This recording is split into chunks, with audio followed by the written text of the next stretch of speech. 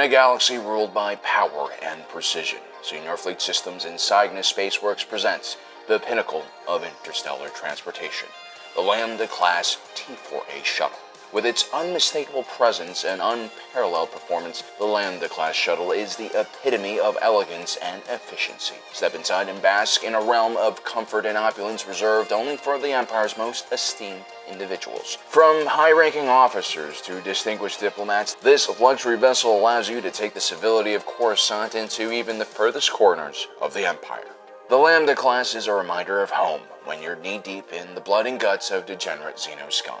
Long live the Empire, long live Sienar Fleet Systems. That's how I imagine Sienar Fleet Systems' marketing department would advertise this vessel, with a lot of high production, sleek shots of the vessel, along with this story that builds the image of what should be the perfect Imperial officer. An individual who can only be defined by his possession of this wonderful ship. And I'm sure a lot of Imperial officers ran to their, requisition officer and asked for an upgrade to their personal craft. And I completely get it. I mean, look at the Lambda's sleek and elegant design. It's a complete departure from the usual Imperial designs, which were both British and uninspired in the most spectacular way. Both form and function in Imperial design are focused on creating fear and obedience. So where does this shuttle then fit into the Empire's grander schemes? Well, what drives a person to become a dictator? Most people are satisfied with much smaller amounts of power. And the smartest amongst us probably understands that, governing your fellow man or woman is probably the worst job that you could take on.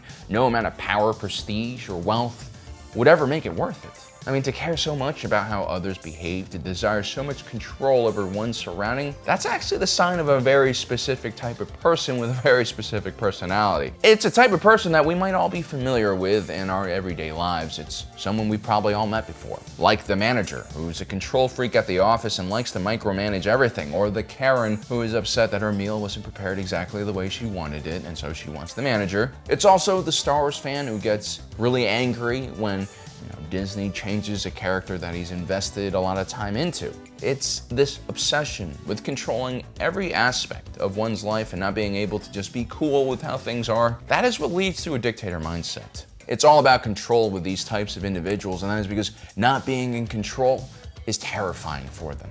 A dictator really is a prisoner to their own inability to just chill the fuck out. Now, before we continue, a quick word from our sponsor for today's video, ownersaber.com. They are the premier lightsaber sellers on this side of the unknown region. And this summer, their lightsabers are 40% off with free shipping. These aren't the cheap lightsabers you get at the convenience store, or even the overpriced ones from Disney themselves. They're a lot better. These things are built for collectors. The attention to detail, the metal that's used in the hilt, it's extremely high quality and very detailed. It's also for the force sensitive and all of us who wants to do a little bit of sparring practice. I personally really love the soundboards in these things. I mean, they even can detect how you shift the blade, which I think is really cool.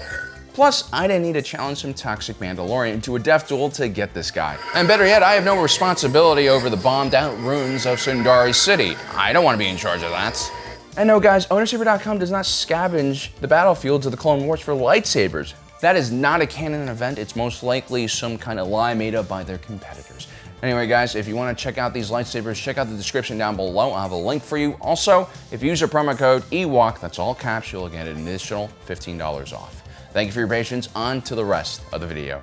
And so you'll see a dictator intrude into every aspect of their subjects' lives. His fear becomes the Empire's fears. His preferences become the Empire's preferences. Maybe he hates Wookiees because of some unknown disgust he has over excessive hair. Even though we all know Wookiees are amongst the cleanest creatures in the galaxy and smell like warm milk and cookies. But it doesn't really matter. Because of Palpatine's irrational view of Wookiees, he ends up turning a proud and honest species into slave labor for his Death Star program. It's a complete waste of a very industrious species that has a lot to contribute to the galaxy. Empires aren't just evil, they're inefficient. It's really just a system built so that one old wrinkly scrotum-faced man can feel comfortable in his little safe space. And so naturally, when a dictator starts creating rules about what is okay and what's not, He separates society into different classes. You have the imperial citizens, who are loyal, and then just everyone else, the so-called enemies of the imperial system. You have the Jedi, who are religious zealots. You have the Republicans, a corrupt elite class of politicians who benefited from the previous Republic government. You also have rebels and bandits, and of course the most hated of them all, the filth and unwashed rabble of the Outer Rim.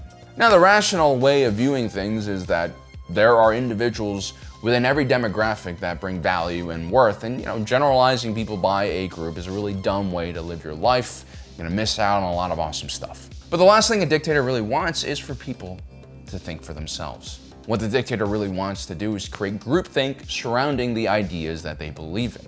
And so Palpatine, through his Comp Nor political movement, would create the image of the ideal imperial officer. Human, male, tall, ideally from one of the core planets, ideally from a rich and well-established family as well. And the Lambda Class T-4a Shuttle, well, that obviously is his daily commuter, a luxurious craft built for a man with great importance and style.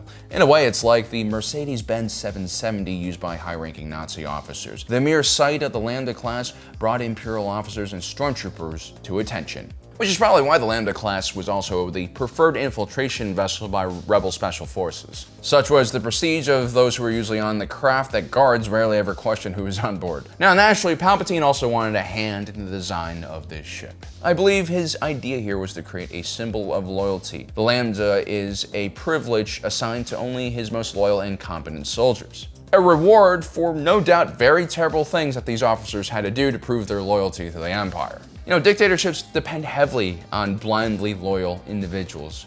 These are people who lack autonomy and thought. But even the dumbest brick will begin to question why he's slaughtering innocent aliens and enslaving them if he's gaining nothing from it. But if you put a shiny new Lambda Class TA-4 shuttle in front of him after he massacres a village you wanted him to do, well, then it starts making sense. His behavior is validated, his reward is clear and present. It's a solve for the smooth-brained and simple-minded. I mean, the Lambda Class shuttle wasn't all that different from, those special trips or like car giveaways that multi-level marketing scams use to kind of distract everyone from the fact that they're all getting ripped off. So let's take a look at the manufacturers behind this design of the Lambda class. Sienar Fleet Systems and Cygnus Spaceworks. Sienar Fleet Systems, most of you guys know already, we talk about it a lot. This was a pretty boutique ship maker, especially before the Clone Wars started. They focused on smaller projects. This usually meant prototype or custom orders for the ultra-wealthy. Sienar Fleet Systems made Maul's Sith Infiltrator along with Palpatine's personal yacht. But it really wasn't until it landed the TIE Fighter project that Sienar Fleet Systems would become a major player in the shipbuilding industry. They had been masters of innovation, and now they were masters of mass manufacturing. And perhaps even more importantly, they had the blessings of Big Poppy McScrotumface himself. Cygnus Spaceworks was also a lesser-known shipbuilder, but during the Clone Wars, when Sienar Fleet Systems started making contact with the Republic and Palpatine, they actually subcontracted Cygnus Spaceworks to do some of the work that Sienar Fleet Systems couldn't handle. Now, Cygnus mostly focused on troop transports and gunships. This included the Omicron-class attack shuttle used by the clone Force 99. You can already see the similarities between this vessel and the Lambda class. Both designs feature that tri-wing shape. Cygnus also produced the new class assault transport. Both of these ships provided a much more comfortable interior for passengers than the LAAT series of gunships and troop transports. The LAAT, designed by Quad Systems Engineering, subsidy Rathana Heavy Engineering, was a part of a larger Republic infantry mobility ecosystem that also included the ATTE and ATRT. The LAAT was only really useful within system because it lacked the hyperdrive and those other creature comforts. And so Cygnus brought the shuttle and dropship designs, and Sienar Fleet Systems basically came in and made everything a lot better and more elegant. At around 20 meters in length, this ship was crewed by 2 pilots and had room in the back for up to 20 passengers. Although usually you just had 1 or 2, really rich individuals in the back, until later on when the Lambda class had to be used for troop transport.